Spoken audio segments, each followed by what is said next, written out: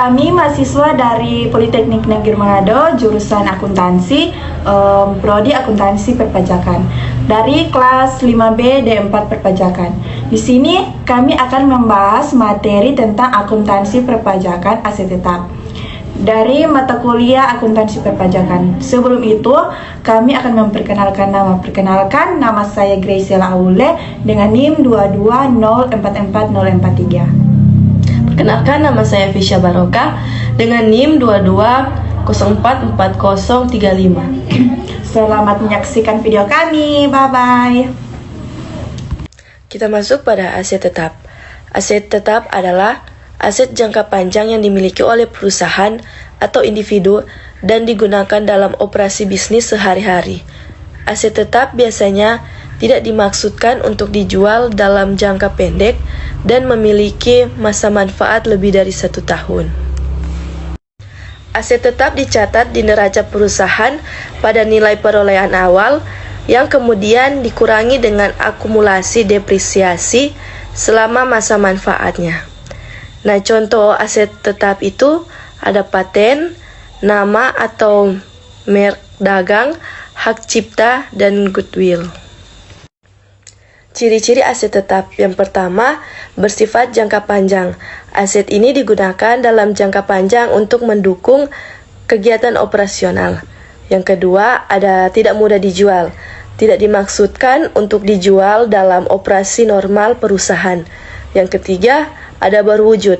Aset tetap umumnya memiliki bentuk fisik yang dapat dilihat dan disentuh.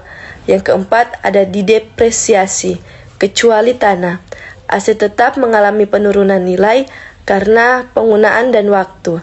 Proses ini disebut sebagai depresiasi. Kita masuk pada langkah-langkah mencatat aset tetap. Yang pertama, tinjau catatan keuangan tentang aset tetap pada periode sebelumnya. Yang kedua, catat aset tetap yang baru diperoleh. Yang ketiga, buat daftar aset yang dijual. Pengakuan aset tetap. Disimpulkan bahwa suatu benda berwujud dapat dikelompokkan sebagai aset tetap sesuai ketentuan akuntansi komersial apabila yang pertama, manfaat keekonomian masa yang akan datang yang berkaitan dengan aset tersebut kemudian akan mengalir ke dalam perusahaan. Dan yang kedua, biaya perolehan dapat diukur secara handal. Diperlukan adanya penilaian tingkat kepastian aliran manfaat ekonomi masa yang akan datang sesuai dengan bukti-bukti yang ada. Adanya pengakuan langsung, contoh transaksi pertukaran, karena mempunyai bukti pembelian. Aset yang diberikan identifikasi biayanya.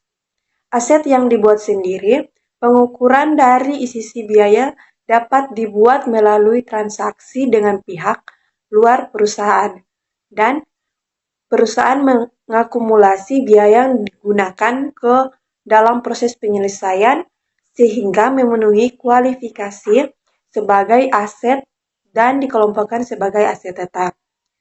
Pada awalnya harus diukur berdasarkan harga perolehan.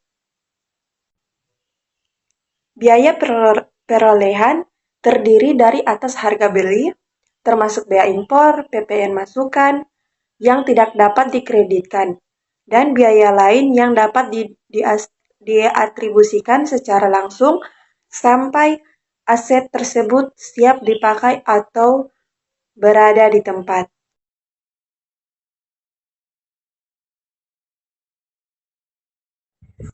Baik, kita masuk dalam soal. PT Mitra bersama pada tanggal 21 Februari 2014 membeli sebuah bangunan dengan harga 150 juta. Wajib pajak ingin menghancurkan bangunan tersebut dan akan membangun gedung kantor yang baru. Biaya penghancuran diperkirakan 10 juta dan puing bangunan dijual dengan harga 1 juta. Selain itu, wajib pajak mengeluarkan biaya untuk balik nama 1 juta, biaya notaris 150.000, dan membayar PBB yang masih terutang sebesar 250.000. Untuk harga perolehan atas tanah dihitung sebagai berikut. Sini harga perolehan sebesar 150 juta, 150 juta, biaya pembongkaran gedung lama 10 juta, dan untuk penjualan puing bangunan yaitu 10 juta. Jadi di sini minus karena dia akan menjual kurang 10 juta. Biaya balik nama sebesar 1 juta.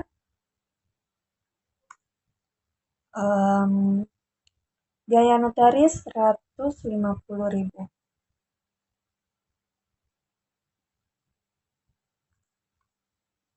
Dan untuk membayar PBB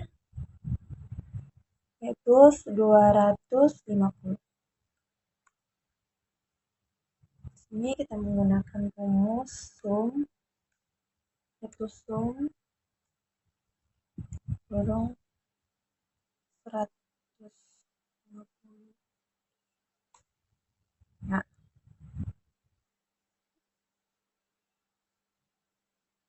maaf salah.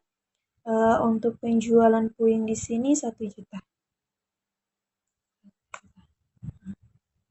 Jadi jurnal yang dilakukan oleh PT Mitra bersama pada saat perolehan tanah yaitu tanah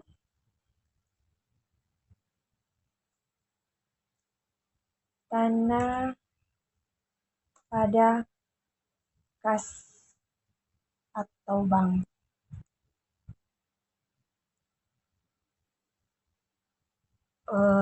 Tanah 160.400.000.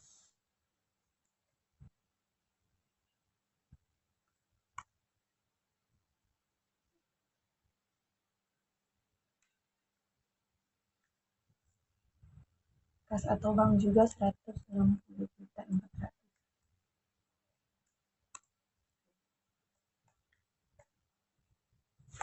Pada tanggal 10 Januari 2014, PT Mitra bersama melakukan pembelian aktiva berupa peralatan dari PT Nyiur Melambai dengan harga beli 120 juta.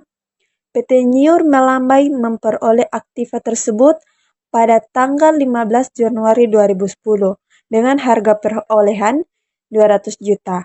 Apabila PT Nyiur Melambai melakukan penyusutan menggunakan metode garis lurus, maka penghitungan atas nilai sisa buku pada waktu dijual adalah sebagai berikut. Harga perolehan 200.000,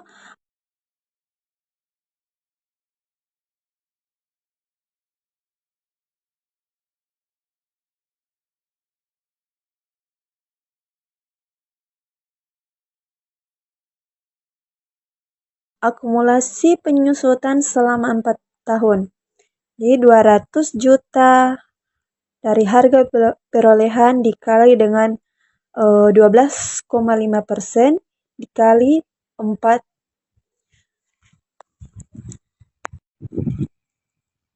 200 juta dikali 12,5% dikali 4 dengan jumlah 100 juta.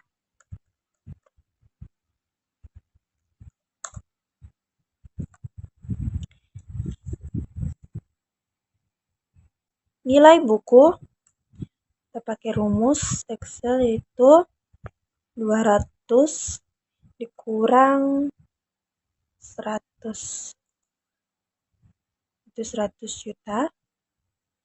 Untuk harga beli dari PT Mitra bersama yaitu 120.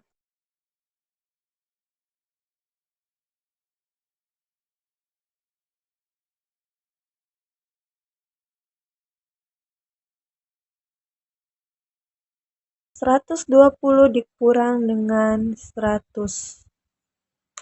Jadi rugi dari PT Mitra bersama adalah 20 juta. Kerugian ini dapat dikurangkan dari penghasilan neto PT Mitra Bersama, sedangkan PT Nyiur Melambai mengalami laba dengan jumlah yang sama. Laba tersebut merupakan objek pajak, penghasilan dan menambah penghasilan neto dari PT Nyiur Melambai. Nah, di sini kita akan membuat jurnal dari kedua PT. Jurnal yang pertama yaitu jurnal yang dilakukan oleh PT Mitra Bersama, yaitu peralatan,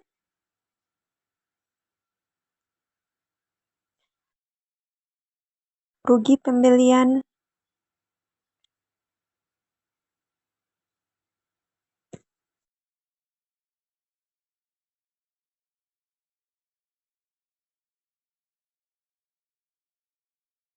pada kas.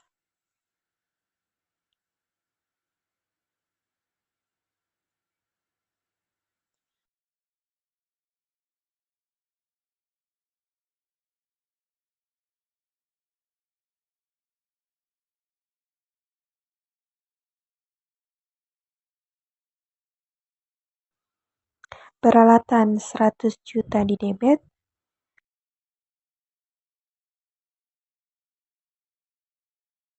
rugi pembelian 20 juta di debit, dan kas atau bank sebesar 120 juta di kredit.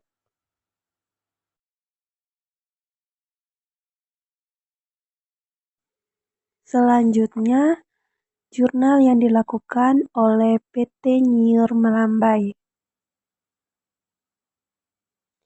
Kas atau bank,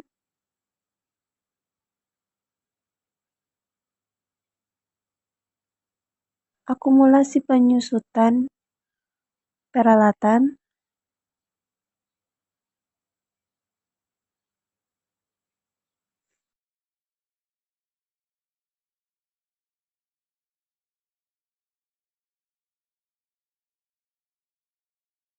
pada peralatan, dan laba penjualan.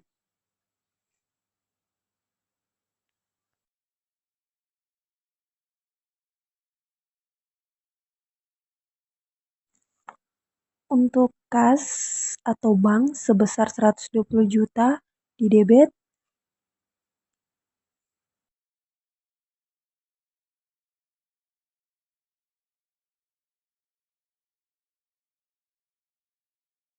akumulasi penyusutan peralatan 100 juta di debit, peralatan 200 juta di kredit,